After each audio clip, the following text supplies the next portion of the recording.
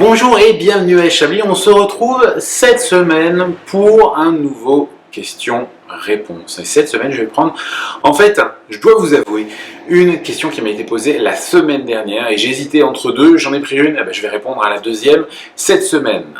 On se retrouve dans quelques secondes pour parler de coopérative.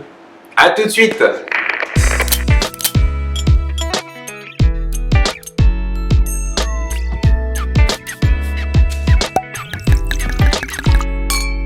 Bonjour et bienvenue à Chablis, j'espère que vous avez passé une magnifique semaine. Bienvenue pour votre rendez-vous hebdomadaire avec Chablis. Et cette semaine, une question de Jérôme. Alors, c'est la semaine dernière, une question de Jérôme. Pourquoi nombre de cavistes dénigrent les coopératives? Alors, je vais avoir du mal à répondre pour tout le monde. Chaque caviste, et ça vous m'avez entendu le dire nombre de fois, est responsable des choix qu'il va faire en fonction, je pense, de ses clients, en fonction de son style, en fonction de ses idées, de sa philosophie. Donc il y a cette partie à laquelle je ne vais pas pouvoir répondre pour tous. J'espère que certains cavistes vont pouvoir rajouter des petits commentaires, c'est fait pour ça aussi, j'en connais un ou deux qui n'hésitent pas, qui vont faire des commentaires et vous dire bah oui, les coopératives oui ou les coopératives non. Est-ce que j'ai déjà, pour résoudre un petit peu le problème, des ventes coopératives? Oui. Donc pour moi, ça ne pose pas de problème. Mais j'imagine quand même qu'il y a plusieurs facteurs qui vont avoir une influence dans ce choix, ou c'est pas très joli ça, une influence dans ce choix, c'est-à-dire que gardez en tête qu'une coopérative, à la base, historiquement, et je ne parle pas des coopératives actuellement, mais historiquement, étaient plutôt des ensembles où on apportait du volume qui était traité plus ou moins bien, et sur une logique de, finalement, bas prix. Ce qui veut dire qu'un caviste doit gérer ses politiques de bas prix de vente dans les coopératives tout en pouvant pouvoir dégager sa propre marque. Ça va être très compliqué aujourd'hui, je vous le garantis. Donc l'idée, encore une fois, c'est historiquement, c'est peut-être assez compliqué d'avoir une vision qualitative des coopératives. Et je le vois encore aujourd'hui, et je ne parle pas de nous en tant qu'avistes, parce qu'on déguste suffisamment pour se rendre compte de qui fait du bien, du pas mal ou du pas top.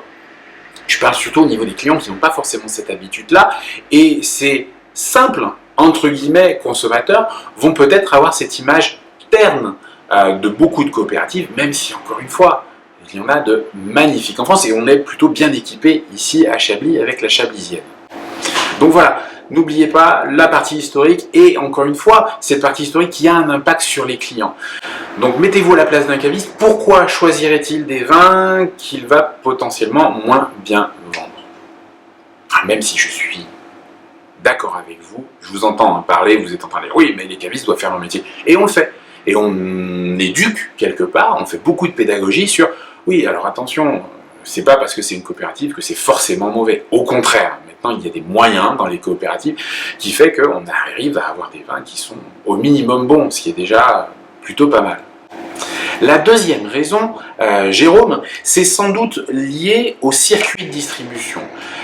Beaucoup de coopératives font des volumes tels qu'elles vont être présentes naturellement dans ce que je vais appeler des circuits qualitatifs, et là je vais me faire encore une fois quelques amis, c'est pas grave, j'aime bien avoir des amis. Les circuits qualitatifs, la restauration, les cavistes. Et là, j'allais dire, j'ai pas forcément de problème, puisqu'on est sur ce niveau, encore une fois, haut de gamme, où les ventes sont assistées, je vous ai dit, où les ventes sont assistées, et où chacun va avoir du conseil. Mais, pour beaucoup aussi, elles vont être présentes dans des circuits quantitatifs. Ça ne veut pas dire que les vins sont moins bons, ça veut dire que vous allez être présent avec certaines coopératives, avec même beaucoup de coopératives, en grande distribution. Et vous savez que même si on fait des métiers qui sont différents, on ne peut pas forcément faire en sorte que les offres soient les mêmes. Parce qu'on ne peut pas se battre sur une idée de volume qui fait et qui donne accès à des prix beaucoup plus bas, à des ristournes, à des 5 bouteilles achetées, une bouteille offerte, ce genre de choses qui va pouvoir se faire avec la grande distribution. Parce qu'encore une fois, il y a cette logique de volume. Et nous qui, pour des raisons de place, pour des raisons de rotation, de collection entre guillemets, en tant que caviste, faisons des choix sur des plus petits volumes et donc des prix plus hauts. Donc, encore une fois, essayez de vous mettre à la place d'un caviste qui va se mettre en concurrence volontairement sur une offre qui va être très basse en prix et potentiellement présente sur des foires au vin ou sur des soldes en grande distribution, et nous qui ne pratiquons pas ce genre de choses, parce que, encore une fois, nous n'avons pas accès au même prix, pour la simple et bonne raison que nous ne travaillons pas sur les mêmes volumes. Donc là encore, c'est peut-être une indication supplémentaire sur le fait qu'un caviste, effectivement, va peut-être, sans doute même, décider de carter ou de mettre de côté ou de faire très attention quand il fait ses sélections au niveau des coopératives. Et puis j'allais dire que les coopératives, encore une fois, si on reste sur cette logique de volume, sont très présentes, sont très visibles, sont de partout.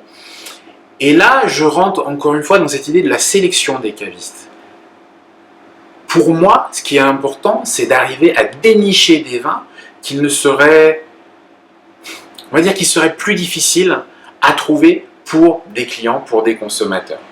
Or, les vins de coopérative, puisque encore une fois, souvent on est sur cette idée de volume, je pense que vous avez les chiffres en tête pour les coopératives, enfin pour la coopérative de Chablis, c'est une très grosse part du vignoble, ils sont donc incontournables et donc très visibles.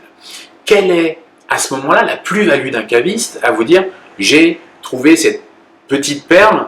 Même si c'est encore une fois un vin exceptionnel, je pars du principe que la plupart des consommateurs, la plupart des clients, la plupart des amateurs de vin vont avoir connaissance de ces offres et pourront y avoir accès différemment. Donc dans ma philosophie, je vais peut-être écarter certains vins qui sont présents de partout. Et c'est aussi pour ça que quand je parle à des coopératives, je vais chercher leurs perles rares, je vais chercher des millésimes, je vais chercher des vins exceptionnels, parce que ça, je vais l'offrir et je vais pouvoir le valoriser en termes de service, en termes de recherche auprès de mes clients, alors que si je prends, encore une fois, je reste dans la logique chablisienne, si je prends le Chablis classique de la chablisienne, ils peuvent le trouver assez facilement et de partout. Alors encore une fois, Jérôme, j'espère que ça vous apporte un éclairage sur quelques raisons. Moi, je ne suis pas hermétique aux coopératives. Je fais simplement attention, comme je vous l'ai dit, au circuit de distribution, au volume, à la présence, à la renommée, bien entendu. Mais, comme vous l'avez dit, il peut y avoir un petit peu un côté dénigrement sur ces opérateurs-là. Je vous garantis aussi qu'on fait très attention à ce que les clients attendent et demandent, et c'est aussi ça qui va être lié. Maintenant, la question que vous me posez, on pourrait aussi, et je l'ai eu l'année dernière, regardez dans toutes les vidéos qui sont postées sur YouTube, vous allez retrouver quelque chose sur le négoce ou domaine. C'est aussi quelque chose qui revient souvent, quelques consommateurs qui vont fermer « Ah, c'est un vin de négoce ». Oui, mais attention, négoce, voilà. On peut rentrer dans la même logique. Encore une fois, Jérôme, j'espère que ça a répondu à votre question. J'espère que si, de votre côté aussi, vous avez d'autres questions, vous n'hésiterez pas à me les envoyer. Vous pouvez retrouver Chablis sur plein de médias sociaux, sur Facebook, sur YouTube, sur Twitter et naturellement sur Instagram. Vous allez avoir toutes les entrées en cave, par exemple, tout au long de la semaine. Et vous pouvez retrouver notamment quelques recettes et naturellement aussi toute la partie comment c'est fait. J'espère que vous allez passer une magnifique semaine, ça commence à sentir bon l'été, malgré le temps pas terrible cette semaine. En tout cas, j'espère que vous allez passer, si vous avez cette occasion, de magnifiques vacances. On se retrouve, quoi qu'il arrive, et tout l'été, tous les lundis, pour ce rendez-vous questions-réponses avec Chablis. À très bientôt, et n'oubliez pas de déguster. Au revoir.